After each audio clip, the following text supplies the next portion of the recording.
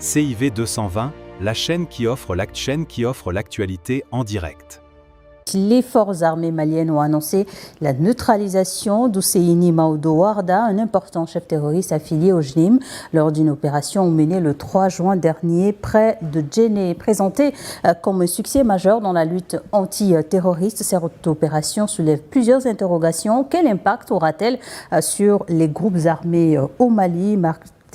En tournant dans la stratégie sécuritaire du pays? Nous en parlons avec notre invité du jour, Nourdine Didier Alao. Bonsoir et bienvenue. Bonsoir Charlotte Guézéré, merci de m'inviter et bonsoir à tous les téléspectateurs. Toujours un plaisir de vous avoir sur ce plateau donc, pour analyser cette actualité du Mali. L'armée malienne donc, qui a annoncé la neutralisation d'Oumar Kerena, dit Husseini Maodo Warda, un cadre important de JNIM. Mais quelle est la portée de cette opération militaire? L'opération elle-même s'est déroulée le 3 juin 2026 à Mounia. C'est dans le centre du Mali, à 45 km de l'ouest de Djenné. Et cet exploit est une véritable avancée, c'est une grande réussite pour les FAMA dans la mesure où ça a permis d'éliminer une grande figure de l'architecture terroriste dans le Sahel et même dans la région, puisque c'est une figure très importante. Même si ces personnages ne figurent pas dans la liste de ceux dont les têtes sont mises à prix par le Mali, n'oubliez pas qu'il figure quand même, sa tête est également mise à prix par les États-Unis. Et il coûte même plus cher, puisque les États-Unis ont mis sa tête à 5 millions de dollars, ce qui fait sensiblement 3 milliards. Et il est donc au-dessus de Iyad Agali, qui coûte 2 milliards. Donc, vous voyez, ça décrit l'importance de ce personnage dans l'architecture terroriste du Sahel. Justement, venons-en au personnage. Qui était-il précisément et quel rôle est-ce qu'il jouait dans l'architecture du groupe djihadiste au Sahel? Alors déjà, il faut expliquer que c'est un ancien membre du Moujao. Quand on parle du Moujao au Mali, les gens se souviennent de comment le Moujao a terrorisé les populations. On se souvient après la destruction de la Libye, lorsque les terroristes se sont déversés au Mali et qu'ils ont même installé leur quartier avec armes et bagages et qu'ils ont pris plusieurs localités en otage. On se rappelle où ils percevaient des tasses, où ils faisaient leurs lois, ils ont installé même la charia. N'oubliez pas, le Moujao faisait partie des groupes qui ont fait tout ceci. Et lui, déjà à l'époque, c'était un personnage central. Mais après, il s'est reconverti puisqu'il est devenu un membre actif du JNIM. Et le JNIM, aujourd'hui, c'est l'un des groupes qui frappe très fort dans le Sahel et même dans dans l'Afrique de l'Ouest. Donc, c'est un personnage qui a un rôle de coordinateur. Donc, il coordonne les activités et il est chargé donc de réunir la logistique nécessaire. Il est chargé de trouver de recruter du monde et de mobiliser les fonds pour agir. Donc, c'est un coordonnateur et c'est ça qui fait de lui un personnage important dans l'architecture terroriste. Donc, il agit à Sikasso, il agit à Katiala et il glisse également vers le Burkina Faso. Voilà donc son terrain de prédilection. C'est vraiment dans ces trois zones-là qu'il agit et qu'il a fait parler de lui. Un cadre important du réseau du JNIM, expérimenté également, mais en quoi son élimination peut-elle affecter les capacités opérationnelles du groupe terroriste? Disons qu'on a remarqué depuis le début de l'année 2026 que le JNIM s'est de plus en plus glissé vers le Burkina Faso, vers le Mali et dans le nord du Bénin. Mais ils ont réduit leur activité proprement dite au Mali. Même si on sent quand même avec les derniers événements de mai où il y a eu une coordination carrément des actions terroristes entre les rebelles et ces groupes terroristes. Donc il faut dire que son élimination est une grande avancée dans la mesure où ça va affaiblir donc, le taux de réussite de leur opération. Parce que c'est un personnage qui est très expérimenté, c'est quelqu'un qui est quand même d'un certain âge, qui a beaucoup de réseaux. Donc un personnage pareil ne se remplace pas en quelques jours. Ça veut dire que le JNIM aura fort à faire pour... c'est vrai qu'on a vu d'expérience que ces groupes terroristes arrivent quand même à se reconstituer rapidement et à remettre en place leur technicité et leur capacité opérationnelle. Mais avec le départ donc, de ce personnage, c'est sûr que ils vont mettre quelque temps quand même avant de se relever. Vous estimez que c'est un coup dur à infliger donc, au JNIM? Absolument. Vous voyez, je l'ai dit tantôt, si sa tête est mise à prix par les États-Unis, vous comprenez quand même que c'est un personnage important. Et l'opération a été menée grâce à une frappe de drone ciblée selon un communiqué officiel. Que révèle cette action justement sur l'évolution et la capacité de renseignement et de surveillance des FAMA?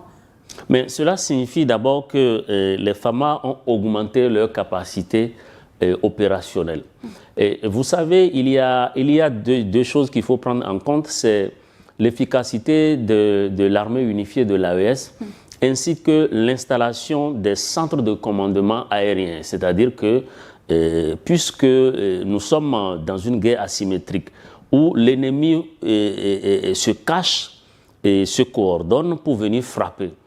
À partir de ce moment, il est démontré que c'est vraiment les frappes ciblées, les frappes aériennes ciblées, qui peuvent faire avancer la lutte. Et les pays de l'AES l'ont compris, puisque dans tous les 3 pays de l'AES, il y a des bases opérationnelles aériennes pour les drones, des centres de commandement pour les drones. Et si donc l'acquisition des drones TB2 ont apporté une grande capacité opérationnelle aux armées, puisque aujourd'hui, que ce soit les FAMA ou les autres armées de l'AES, vous verrez qu'aujourd'hui, les armées arrivent quand même à avoir des cibles précises et à pouvoir frapper sans forcément créer des dégâts collatéraux inutiles.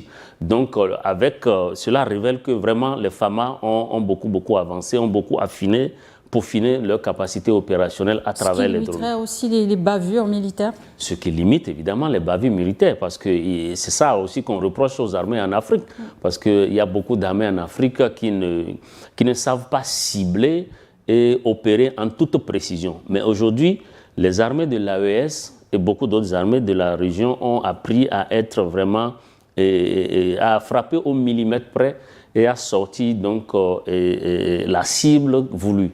Je crois que ceci démontre, l'élimination de ce personnage démontre que les FAMA ont quand même avancé, ont beaucoup avancé dans la précision opérationnelle, et c'est important. Un leader du JNIM neutralisé par les FAMA, une grande victoire pour l'armée malienne, mais plutôt parler d'un affaiblissement considérable des groupes armés terroristes après donc ce succès de l'armée malienne.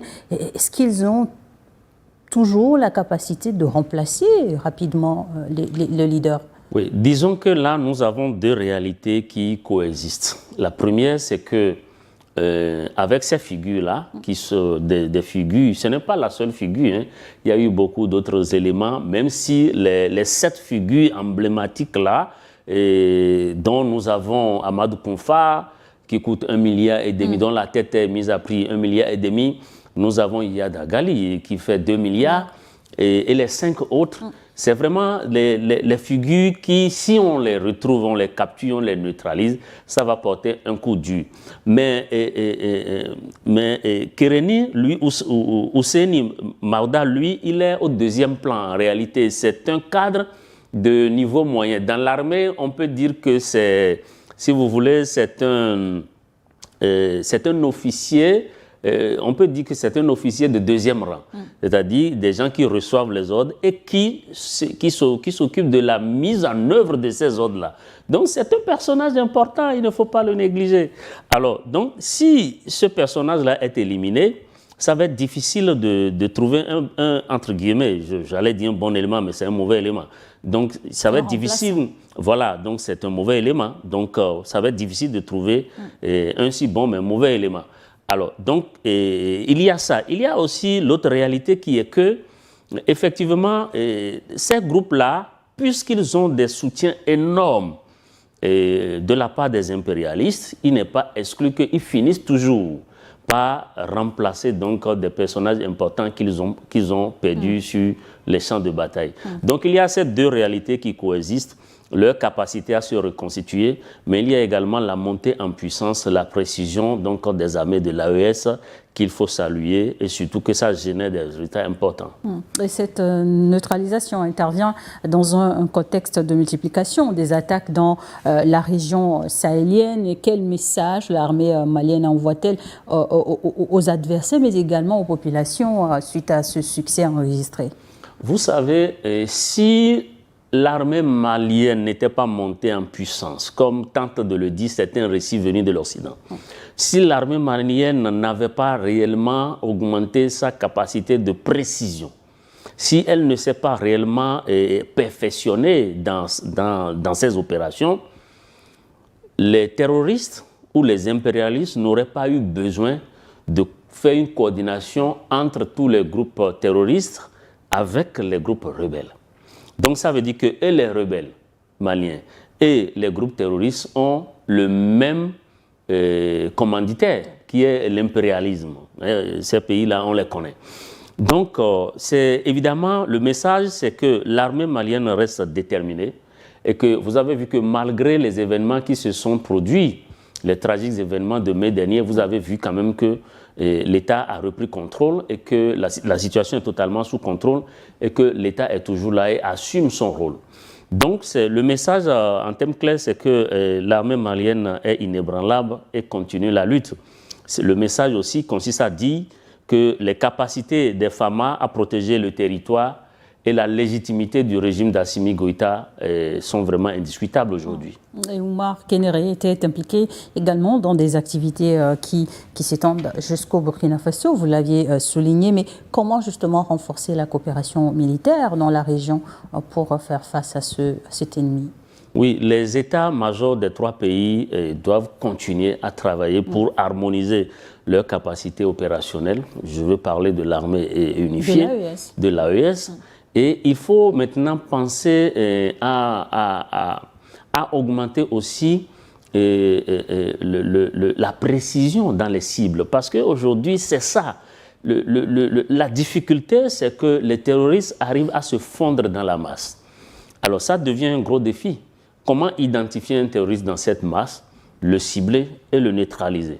Je crois que c'est vraiment vers ça c'est à ça que les armées de l'AES doivent travailler aujourd'hui. Sinon, les armées sont totalement habituées donc, à la lutte antiterroriste. À force de les combattre, les armées de l'AES ont développé des capacités, ont développé la promptitude face à l'ennemi. Maintenant, il faut affûter davantage la précision et l'efficacité du renseignement. C'est une nouvelle stratégie, donc le ciblage de précision. Absolument. C'est une nouvelle stratégie militaire pour vous qui fonctionne. Absolument. Il faut d'abord repérer donc la cible et apporter une précision, faire les recoupements nécessaires et frapper très très précisément au millimètre près. C'est ça aujourd'hui, c'est vers ça que nos armées en Afrique doivent aller. Quel défi reste-t-il encore à relever dans cette lutte contre le terrorisme, surtout au Mali? Vous avez vu que pour les événements de mai dernier, je l'ai rappelé tout à l'heure, 25 avril, pardon, vous avez vu ce qui s'est passé. C'est la coordination donc, des terroristes, des rebelles, des groupes armés de toutes sortes, qui a permis d'amplifier donc ces attaques-là. Donc, ça veut dire que c'est une nouvelle forme d'attaque qui est en train donc, de naître. C'est vrai que les FAMA et même les armées de l'AES sont habituées à faire face à des attaques ciblées par les groupes terroristes. Mais ici, de plus en plus, on sent un rassemblement, un regroupement, une coordination qui n'est plus seulement... on a vu que des groupes terroristes sont en train donc